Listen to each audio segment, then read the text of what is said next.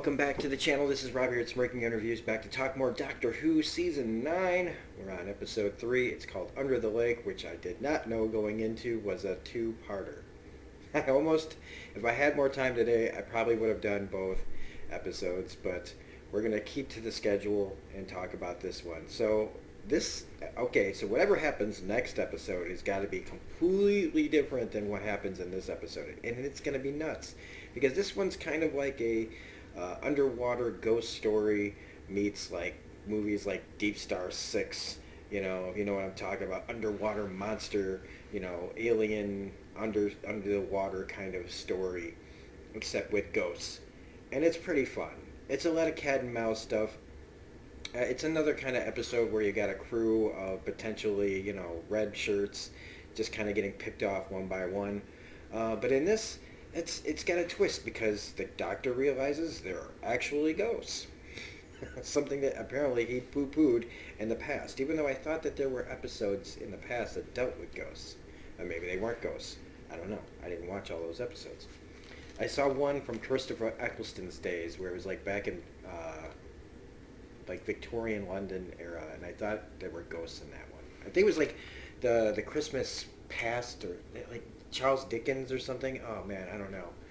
Anyway, it's 2119. I also love that it's not just in modern times. Like Clara and the Doctor going all over the place, and it's like the 22nd century.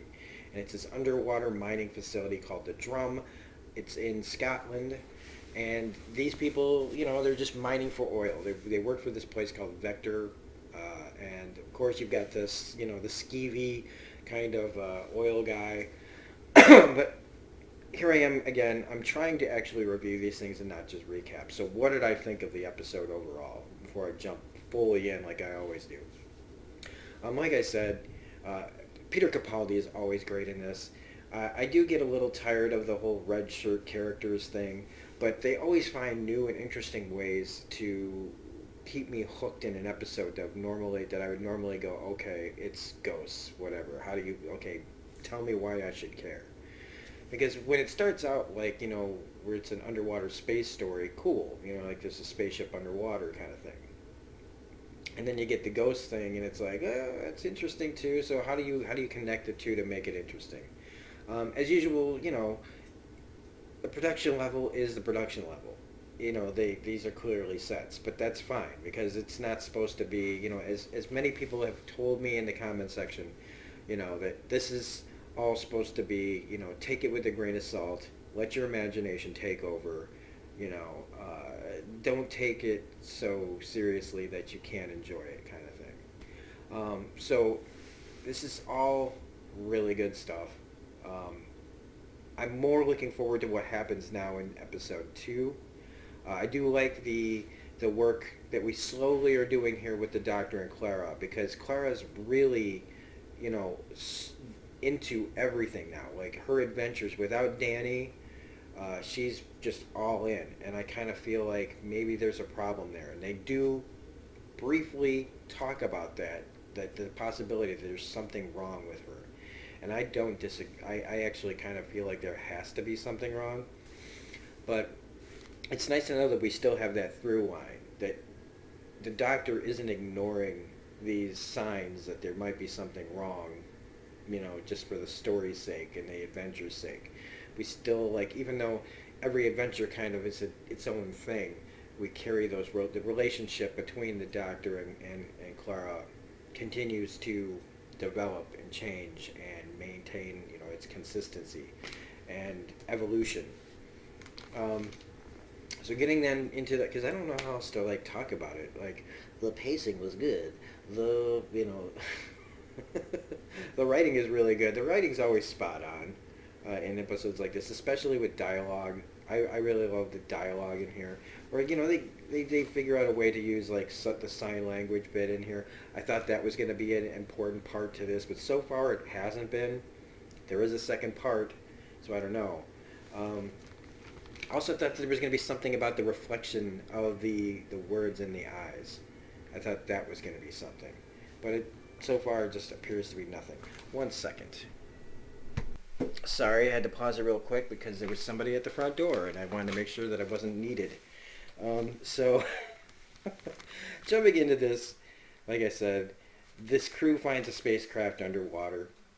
It's got this indecipherable writing on it, and of course, there's this guy who's like a sleazy kind of guy, the corporate oil man. Uh, that basically is laying claim to the craft because his company has the rights to it, so he owns the craft or the company owns the craft. And I even wrote one of the crew signs that will probably be important. And something happens on the ship where all of a sudden the engines turn on and it fire shoots out the back of the engines, and the guy Moran, who's like the army guy, the big army guy, he pushes somebody out of the way and takes the whole brunt of the blast and dies. We don't see his charred body or anything. I guess I mean that would be messy. That's one thing that was just kind of bothering me right at the beginning is where's the body? Why isn't there like a big old corpse laying there? Um, but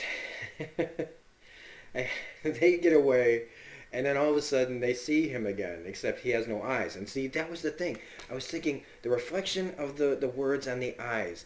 I felt like that's why it had to mean something, because he has no eyes. Just like that guy with the top hat has no eyes. Like, did reading the words somehow mean, like, something about I gotta stop doing that with my hands.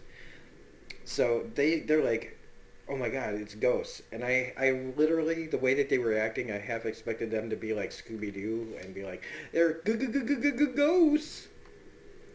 But we go to 3 days later where the TARDIS has brought the Doctor and Clara there. And the TARDIS isn't happy. So, that's going to be bad, probably. But Clara is happy. And the TARDIS brought him there. And she's really happy. And that's why, like I was talking about earlier, where she's really gung-ho. And I feel like, I said, I love her enthusiasm, but is it covering the hurt and loss that she still feels for Danny? Like, if you don't grieve properly, won't it catch up to you? Like, won't she eventually have, like, some sort of breakdown almost? When he sees the ghosts, and he's like, hands up, who expected that? I thought that was a pretty great line. But they're not exactly ghosts, because they can pick things up, but they just can't bring it through walls and things like that. So it's like they're ghosts, but they're not like traditional ghosts. Like, I don't know. But then they turn out to be ghosts. So it's like, but are we going to find out in the next episode that they're not really ghosts? So they have no eyes, and they come from, the ship comes from this planet called Tibullus, who are a bunch of scaredy cats. So I guess maybe this guy came here and died, but he had this thing that's later on and this coffin in it. But the ship, this underwater facility has a Faraday cage, and that's inconvenient. They only come out at night. The ghosts only come out at night, and there's like $1 trillion of equipment that they don't want to just leave behind. So they have all these elements. There's a power cell missing from the ship, and that's when the Doctor says that they're proper ghosts, which makes him very excited because he's poo-pooed the idea in the past that there actually are ghosts. And then things start to go wrong. Like the ship starts to turn day to night, unscheduled. It's like the whole place is being kind of turned into a death trap to make more ghosts. Because that's when the ghosts kill Pritchard, and then he becomes a ghost. And we still don't know like how or why this is all happening. And this is where we get the moment where the Doctor tells Clara, like, he does notice there's something wrong. He's like, look, there can only be one me.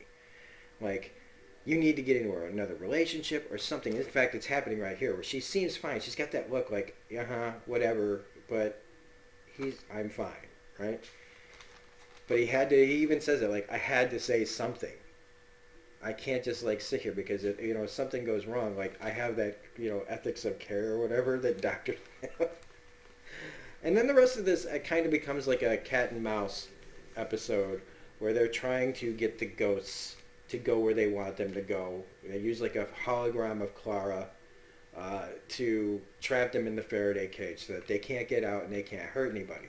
But the ship is still the base is still turning day to night. It's still trying to do things like water coming in, Uh, and so he uses the new screwdriver, which is his sunglasses, to go in, and he goes inside where the ghosts are, and they touch him. They put their hands in him, but they can't really do anything.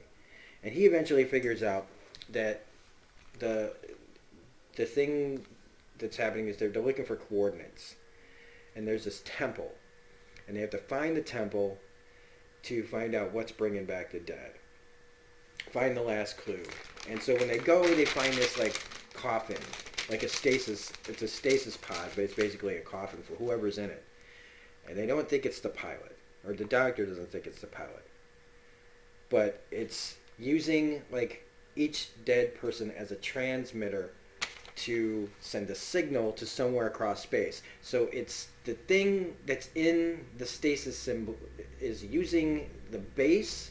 And like I'm saying this as a question kind of because it's using the base to kill people to turn them into transmitters as a signal, like an earworm, he says, to send like rescue, to open up the pod. It's very confusing a little bit. It's like it's killing people so that it can get out. It feels like. So the doctor goes back in time. He leaves Clara behind because all the water's coming in, and he's like, "I'm gonna go back in time, and I'm gonna find out what happened so we can stop it from happening." And he's very confident in it. And I didn't think anything of it either. I thought, okay, this is gonna be over because I didn't know this was a two-parter yet. And so they go back in time, and Clara and them suddenly see another ghost out in the water. And it turns out that it's the doctor. That she's like, how could there be more ghosts unless something went wrong in the past? And it's the doctor out there now. And so, okay, this started to turn into like an X-File here, where one of those episodes where you just go, there's no way Mulder and Scully are getting out of this. Because if the doctor's dead, even though we know there's more episodes and seasons, how the hell did they get to fix this problem? What happened in the past? It really is going to be hard to wait till next week to find out like how they're going to get out of this. Literally go back and like how is the doctor going to come back from not being dead, or is he just not dead? And the whole thing is they're not really proper ghosts at all. Very. One of the reasons why I like doing this is because you guys know that I don't know all the video, all the seasons, and I don't know all the lore. And so with people that are rewatching these kind of reviews is watching somebody who's never seen the show before, trying to figure these things out is probably kind of entertaining, maybe a little head scratching, maybe a little maddening for some people going, just figure it out. It's probably how I feel when I watch Nolan North and Troy Baker try to play Uncharted and The Last of Us on Retro Replay, where I'm like, move the camera around. What are you, dummies? So hopefully I don't make you guys too frustrated when I watch these.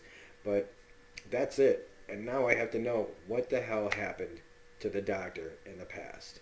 So this is kind of a brief video because I felt like this was just this would be longer if I'd done the second part. So, and I've got so much going on lately. With the Expanse coming out and my top 6 Expanse reviews that were out, it's just, I'm feeling like I'm not just burning the candle at both ends.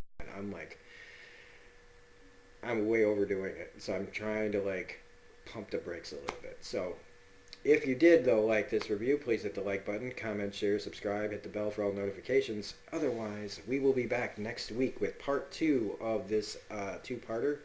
I don't remember what it's called. I guess I could find out, right? Just press stop. It is called Before the Flood. So, well, that means we're going back in time. We're going to see what happened and how did the doctor become a ghost. So, this is Rob at Smirking Interviews saying have a great day, and we will see you on the next video. Bye.